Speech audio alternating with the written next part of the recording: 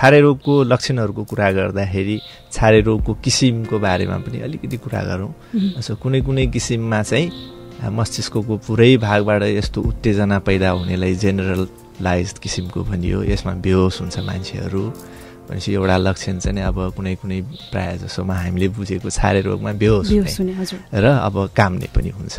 शरीरको कुनै एउटा भाग चाहिँ नि एकदम काम्ने खुम्चिने होइन, अनि त्यसपछि नरम हुने छोड्ने, यसरी चाहिँ नि 2-3 मिनट जस्तो चाहिँ त्यस्तो हुन्छ, बेहोस हुन्छ, लड्छ, अनि त्यसपछि चाहिँ शरीरको कुनै एउटा भाग कडा खुम्चिने र चाहिँ नि भनौँ न यो चाहिँ नि काम्ने हुन्छ।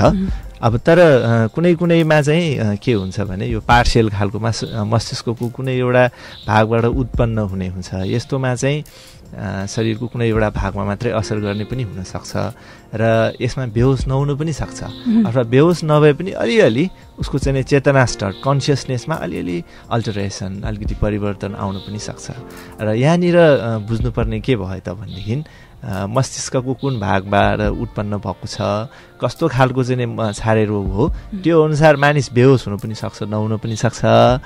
शरीरको कुनै भाग पुरै भाग पनि काम्न सक्छ र कुनै पुरै भाग पनि काम्न सक्छ भनेपछि कुनै कुनैमा चाहिँ अलि मिक्सचर टाइपको हुन्छ। कुनै कुनैमा चाहिँ यो मानसिक लक्षणहरू पनि मात्रै देखा पर्ने पनि हुनसक्छ। त्यो चाहिँ अलि थोरै मानिसहरूलाई हुन्छ भनेपछि अब समुच्चमा सर्वसाधारणले कसरी बुझ्न सकिन्छ त भनेदेखि सामान्यतया छारे रोग हुनुभन्दा पहिले केही परिवर्तनहरू हुनसक्छ। कसैलाई थाहा पनि हुन्छ ल है मलाई यस्तो चाहिँ छोप्न लाग्यो भनेर, तर कसैलाई थाहा पनि नहुन सक्छ।